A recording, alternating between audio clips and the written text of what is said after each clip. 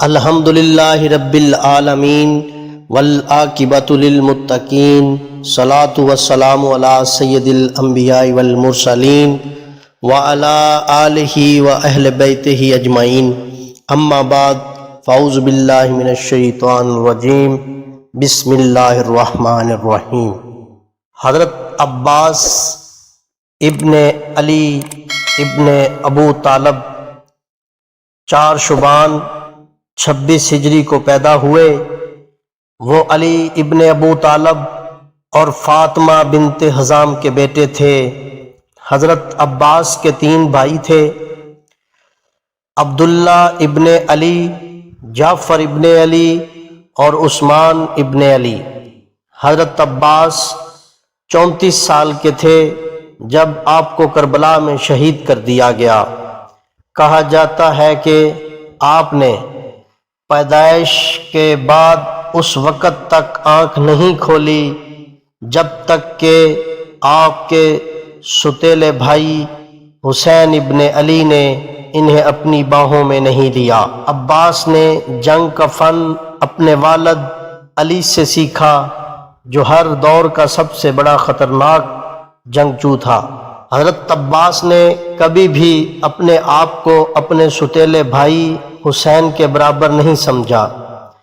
اس کے برعکس عباس اپنے ستیلے بھائی حسین کو اپنا آقا سمجھتے تھے۔ کربلا کی جنگ میں حسین سے اپنی وفاداری ثابت کی۔ معاویہ بن ابو سفیان کے بعد خلیفہ بننے کے بعد یزید بن معاویہ نے حضرت حسین سے اس کی بیعت کرنے کا مطالبہ کیا۔ حضرت حسین نے ایسا کرنے سے انکار کر دیا۔ 60 ہجری 680 عیسوی میں حضرت حسین نے اپنے ساتھیوں اور اہل و عیال کے ایک چھوٹے سے گروہ کے ساتھ کوفہ جانے کے لیے مدینہ چھوڑا۔ کوفہ کے لوگوں نے کہا کہ اگر حسین خلافت کا دعویٰ کرتے ہیں تو وہ ان کی حمایت کریں گے۔ راستے میں حسین اور اس کے گروہ کو روک لیا گیا۔ دریا فرات پر یزید کی فوج نے قبضہ کر لیا تاکہ حسین کے کیمپ کو پانی نہ ملے۔ شیعوں کا خیال ہے کہ عباس اپنی مہارت اور بہادری کی وجہ سے یزید کی فوج پر حملہ کیا، دریا پر قبضہ کر لیا اور اکیلے کیمپ کے لیے پانی نکال لیا۔ تاہم عباس کو لڑنے کی اجازت نہیں تھی، اسے صرف پانی پینے کی اجازت تھی۔ اس طرح وہ حسین کی 4 سالہ بیٹی سکینہ بنت حسین کے لیے پانی لینے دریا پر گیا۔ سکینہ کو عباس سے بہت لگاؤ تھا، جو اس کا چچا تھا۔ اس کے لیے پانی ملنے کی واحد امید عباس تھے۔ جب عباس میدان جنگ میں داخل ہوئے تو ان کے ہاتھ میں صرف ایک خنجر اور پانی کا مشکیزہ تھا۔ ایک بار جب وہ دریا تک پہنچا تو مشکیزے میں پانی بھرنے لگا۔ حضرت عباس کی حسین سے وفاداری اتنی تھی کہ عباس نے پانی نہیں پیا، کیونکہ وہ سکینہ کو پیاسا ہونے کا خیال برداشت نہیں کر سکتے تھے۔ پانی جمع کرنے کے بعد حضرت عباس واپس کیمپ کی طرف چل دیا۔ واپسی پر اسے پیچھے سے مارا گیا اور اس کا ایک بازو کاٹ دیا گیا۔ پھر وہ دوبارہ پیچھے سے پھنس گیا، اس کا دوسرا بازو کٹ گیا۔ حضرت عباس اب پانی کا مشکیزہ منہ میں لیے ہوئے تھے۔ یزید بن معاویہ کی فوج نے اس پر تیر برسانا شروع کر دیا۔